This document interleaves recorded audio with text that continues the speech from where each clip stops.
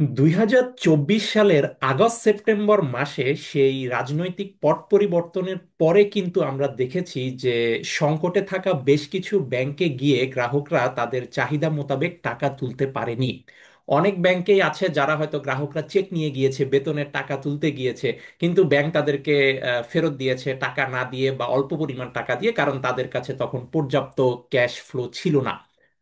তো এই ঘটনাটা আমরা সবাই জানি, যারা তখন যে ব্যাংকগুলো সংকটে ছিল বা দুর্বল ব্যাংক বা তারল্য সংকট আছে, সেক্ষেত্রে অনেক গ্রাহককে আমরা দেখেছি, টেলিভিশনে দেখেছি, পেপারে দেখেছি, তারা চেক নিয়ে যাচ্ছে কিন্তু হয় ব্যাংক শূন্য হাতে ফেরত দিচ্ছে বা সামান্য কিছু টাকা, 5,000 টাকা, 10,000 টাকা দিয়ে ফেরত দিচ্ছে, ইত্যাদি ইত্যাদি। আচ্ছা, তো এখন আমি আজকের ভিডিওতে আপনাদের সাথে একটা টেকনিক শেয়ার করব, যেই টেকনিকের মাধ্যমে যদি আপনার কোনো একটা দুর্বল ব্যাংক বা তারল্য সংকটে থাকা ব্যাংকে অলরেডি যদি আপনার অ্যাকাউন্ট থেকে থাকে, যেখানে আপনার ভালো একটা ব্যালেন্স আছে বা আপনার বেতন সেই ব্যাংকের অ্যাকাউন্টে যায়, তো আপনি যদি কোনো কারণে সেই ব্যাংকে গিয়ে আপনি চেক নিয়ে গিয়েছেন, কিন্তু ব্যাংক আপনার সেই চেকটা অনার করতে পারেনি, সেই টাকা দিতে পারেনি বা শূন্য হাতে ফেরত দিয়েছে বা কম টাকা দিয়েছে, তাহলে একটা বিকল্প ওয়ে ক্ষেত্র বিশেষে প্রযোজ্য হতে পারে। সব ক্ষেত্রে না হলেও কিছু কিছু ক্ষেত্রে এটি একটি ভালো বিকল্প, যেই টিপসটা আমি আজকের ভিডিওতে আপনাদের সাথে শেয়ার করব। তো সেটা হচ্ছে যে জাস্ট আমার বাস্তব জীবনেরই একটা ঘটনা। সেই 2024 সালের আগস্ট সেপ্টেম্বর মাসে সেই গল্পটাই আমি আপনাদেরকে বলছি, এবং এই গল্পটা আপনাদের অনেকের সাথেই মিলে যাবে। তো গল্পটা হচ্ছে যে 2024 সালের সেই সেপ্টেম্বর মাসের শুরুর দিকে আমার এক সহকর্মী আমার কাছে 3,000 টাকা পাওনা ছিল।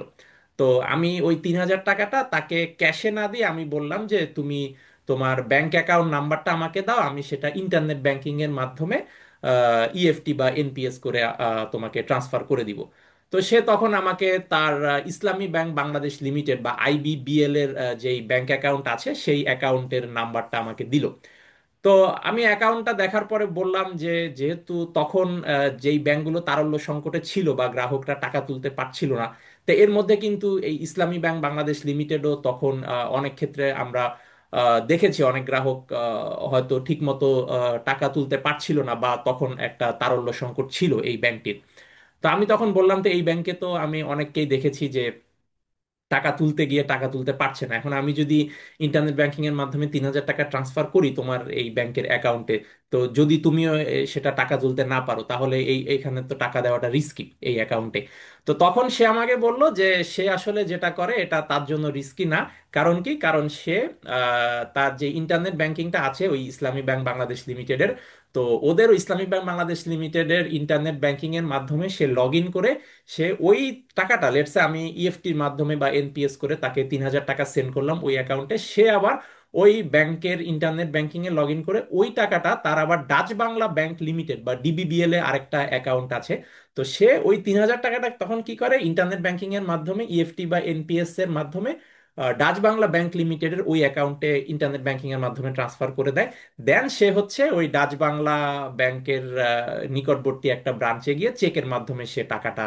উইথড্র করে। তো এটা হচ্ছে তার টেকনিক। সো সে আসলে এই ইসলামী ব্যাংক বাংলাদেশের internet banking A log in করে, সে ফিজিক্যালি কিন্তু ব্রাঞ্চে ভিজিটই করছে না, সে চেক নিয়েও যাচ্ছে না, সে ইসলামী ব্যাংকের কোনো এটিএম বুথে যাচ্ছে না, কিছুই করছে না। Simply internet banking A log in করে ওই টাকাটা ডাচ বাংলা লিমিটেডের ফিনান্সিয়াল হেলথ যেহেতু অপেক্ষাকৃত ভালো, তো সে তখন ডাচ বাংলার ওই অ্যাকাউন্টে ইন্টারনেট ব্যাংকিং এর মাধ্যমে ট্রান্সফার করে দেন সে ওই চেক বইয়ের মাধ্যমে ডাচ বাংলা ব্যাংকের ব্রাঞ্চে গিয়ে ক্যাশ টাকা উইথড্র করছে, অথবা ডাচ বাংলা ব্যাংকের এটিএম বুথ থেকে তাদের ওই অ্যাকাউন্টে ডেবিট কার্ড দিয়ে উইথড্র করছে, ইত্যাদি ইত্যাদি। অথবা সে যদি ক্যাশ টাকা উইথড্র নাও করে, ওই ব্যাংকের ডেবিট কার্ড দিয়ে সে তার মতো করে খরচ করছে, অনলাইন ট্রানজ্যাকশন বা শপিং মলের পস ট্রানজ্যাকশন, অথবা ওখান থেকে বিকাশে অ্যাড মানি, ইত্যাদি ইত্যাদি, যে কোনোভাবেই হোক। তো আমার মনে হয় এই টিপসটা, আমি বলছি না যে এটা সকল ক্ষেত্রেই প্রযোজ্য বা এটা খুব ঢালাওভাবে আপনারা সবাই করতে পারবেন, বিষয়টা অবশ্যই তা না, বাট কিছু কিছু ক্ষেত্রে আমার মনে হয় এটা একটা ভালো বিকল্প। যেহেতু এটা তার ক্ষেত্রে কাজ করেছে, আমার মনে হয় আপনাদের অনেকের ক্ষেত্রেই এটা কাজ করা উচিত। যে আপনার যদি যেই ব্যাংকে অ্যাকাউন্ট আছে, ভালো একটা ব্যালেন্স আছে, কিন্তু আপনি উইথড্র করতে পারছেন না, আপনি চেক নিয়ে গেলে আপনাকে হয়তো চেক বাউন্স ব্যাক করছে, বা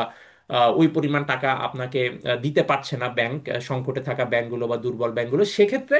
আপনারা এই অপশনটা একটা ভালো বিকল্প হতে পারে, সকল ক্ষেত্রে না হলেও কিছু কিছু ক্ষেত্রে আমার মনে হয় এটা অ্যাপ্লিকেবল, যে ইন্টারনেট ব্যাংকিং এর মাধ্যমে আপনার ওই লিকুইডেশন বা লিকুইডিটি যে ক্রাইসিসে থাকা যে ব্যাংক, সেখান থেকে আপনি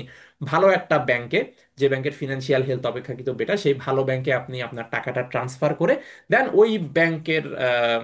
ব্রাঞ্চ থেকে আপনি চেকের মাধ্যমে টাকা ড্র করতে পারেন, বা ডেবিট কার্ডের মাধ্যমে অনলাইনে লেনদেন করতে পারেন, ইত্যাদি ইত্যাদি। বা ওই ব্যাংকের এটিএম বুথ থেকে আপনি ওই অ্যাকাউন্টের ডেবিট কার্ড দিয়ে টাকা ড্র করতে পারেন। তো এই টেকনিকটা কিছু কিছু ক্ষেত্রে বা আমি মনে করি যেটা খুব বড় পরিমাণ টাকা না, বা অল্প পরিমাণ টাকা বা মাঝারি পরিমাণ টাকার ক্ষেত্রে আমার মনে হয় এটা একটা ভালো টেকনিক। তো সেই ক্ষেত্রে অবশ্যই আপনাকে ইন্টারনেট ব্যাংকিং এ দক্ষ হতে হবে। এক্ষেত্রে আমাদের ট্রেডিশনাল যেই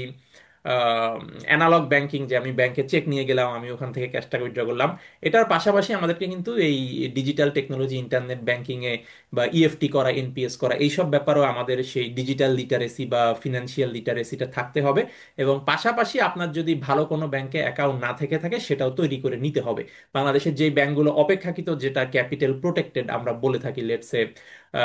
ব্র্যাক ব্যাংক আছে, সিটি ব্যাংক আছে, তো বা ইস্টার্ন ব্যাংক লিমিটেড আছে, এরকম বেশ কয়েকটা ব্যাংক বাংলাদেশে আছে যেগুলোর ডিউ টু গুড গভর্নেন্স বা due to very low NPL, তাদের ব্যাংকের আর্থিক অবস্থা ভালো, এবং সেখানে অবশ্যই টাকা রাখা নিরাপদ, এবং সেখানে সেই অর্থে আসলে আহ, আপনার টাকার কোনো ঝুঁকি নেই যে টাকা উত্তোলন হবে না, বা ব্যাংক দেউলিয়া হয়ে গিয়েছে, ইত্যাদি ইত্যাদি। তো যদি অলরেডি আপনার থেকে থাকে কোনো দুর্বল ব্যাংকে অ্যাকাউন্ট, তো সেটা ইন্টারনেট ব্যাংকিং এর মাধ্যমে ভালো কোনো ব্যাংক অ্যাকাউন্টে ট্রান্সফার করে সেই ভালো ব্যাংক থেকে মানি উইথড্র করা একটা ভালো বিকল্প কিছু কিছু ক্ষেত্রে। আমার মনে হয় এই টিপসটা আপনাদের অনেকের ক্ষেত্রেই এটা কাজে লাগতে পারে, যেহেতু আমার ওই সহকর্মীর ক্ষেত্রেও কাজে লেগেছে। ধন্যবাদ সবাইকে।